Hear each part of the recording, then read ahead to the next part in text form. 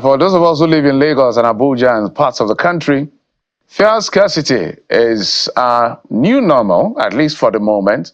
And that's why we're being joined in the program by the National President of Petroleum Products Retail Outlet Owners Association of Nigeria, Mr. Billy Gillis Harris, joins us via Zoom. Mr. Harris, thank you so much for coming on the program. Thank you. Good morning. Thank you for having me. Good morning, Nigeria. I know we like to see your face and have your expertise, but this is quite quick. What happened with this fuel scarcity just yet again? We barely had you some time ago, and now we're back on this table. Well, I think until we get our supply challenges sorted out efficiently and abundantly, I will use that word, we will not be able to get out of this circle. NNPC is doing their best to bring in products. We are getting bit by bit, and we can only supply what we have. So that is where we are. So what is responsible for this round of scarcity yet again? Well, I believe you must have heard the NNPC communication director, who explained again and again that the issues at stake are still logistics related. So until they get that properly resolved, we may just be managing with just the little they're able to bring and give to us to distribute across our members.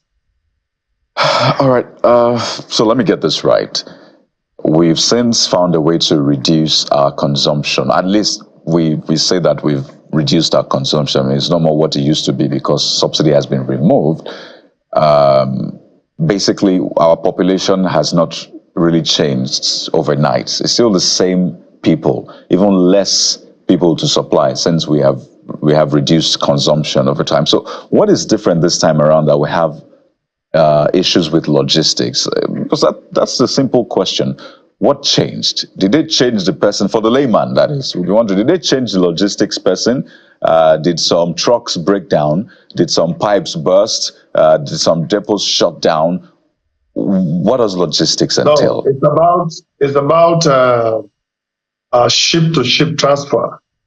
And until the ship gets the product, it cannot deliver to any of the depots. And the depots have product where the retailers cannot also have access to products. So that's just what it is. So we have been speaking with NNPC. We encourage them to do more, and they are trying their best. I can confirm to you that they are working hard to make sure that petroleum products are received at the depots, and we, the retailers, can also have products to take to the retail outlets and distribute same efficiently and promptly to the Nigerian public.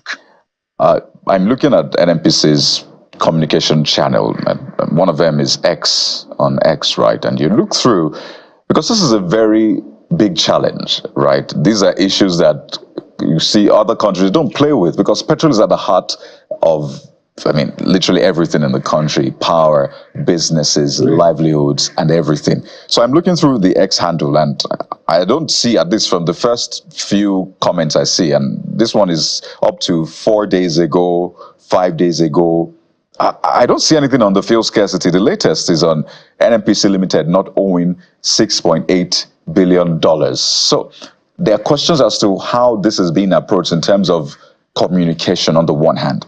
And then if you trickle down, or at least if you break that down, this tightness in supply, logistics, is it just another term for we don't have the supply, or we don't have money for the supply?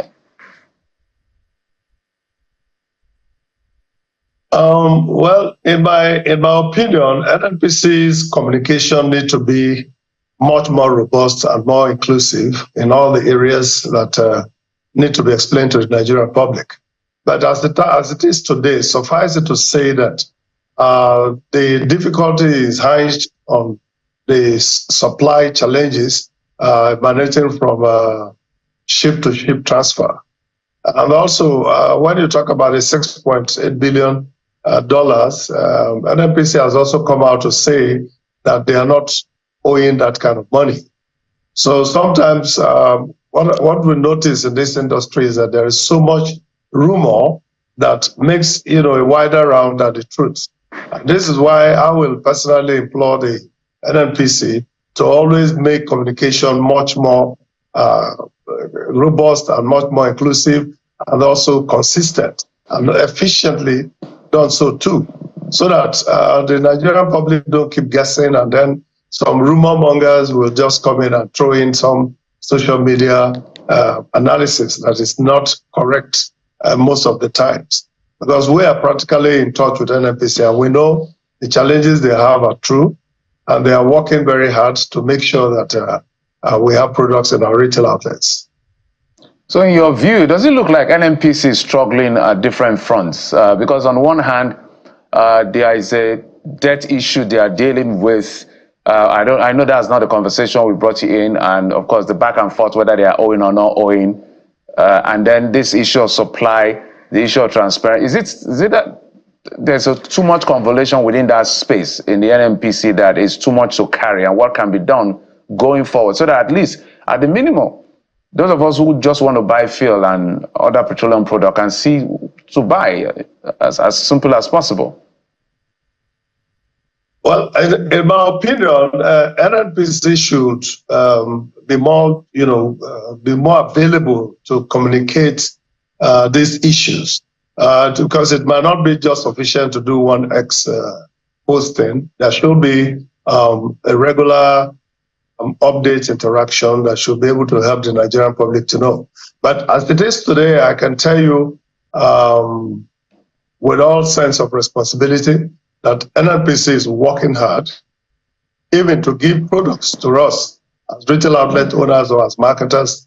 And all we are waiting for is just these supplies that they have started working with to arrive in our depots on all the coastal areas in Lagos, Delta, Rivers, Calabar, so that we can be able to lift this product and distribute same in all our retail outlets. I also don't think, that everything is all right, because this is very unusual. NNPC that I know from my teenage years to now will respond to this kind of challenge speedily.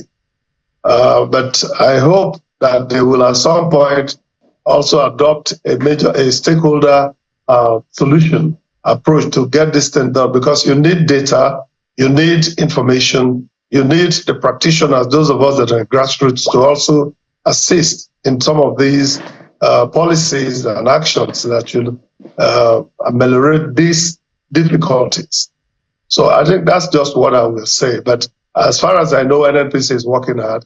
And last week, I know that quite a lot of marketers have product from Lagos. Right. Hopefully this week, we'll be getting product also from Port Harcourt, Warri, and also possibly Calabar. So if the challenges of ship-to-ship transfers are efficiently handled, and we have smaller vessels coming in, I think that this situation should be solved.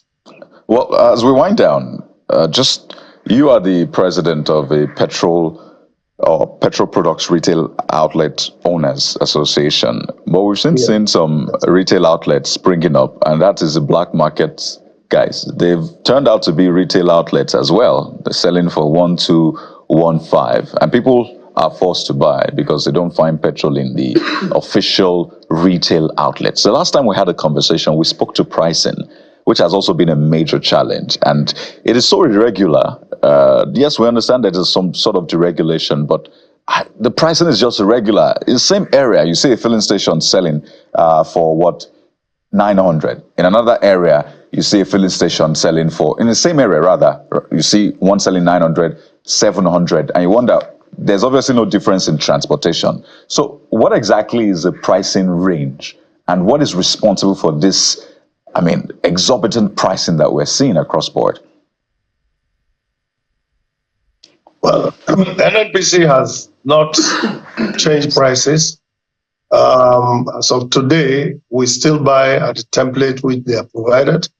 The only challenge we have with buying directly from the NNPC is that this supply challenge is affecting us. If it were not so, almost all the retail outlets will sell just within a bracket of what has been approved. Obviously, there are price changes, price differences between one state and another, or one city and another.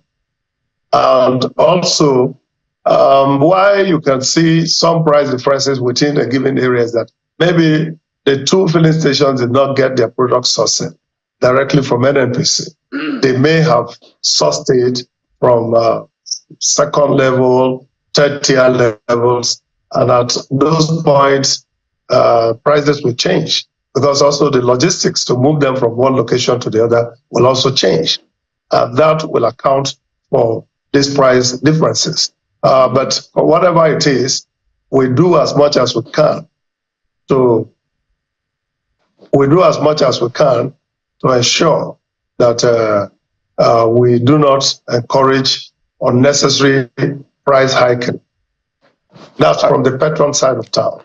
All right, Mr. Billy Gilesari, we must thank you. National President of the Petroleum Products Retail Outlet Owners Association of Nigeria, always coming through to answer questions, doing the heavy lifting on behalf of the NNPCL sometimes. But we must thank you as always. Thank you, sir.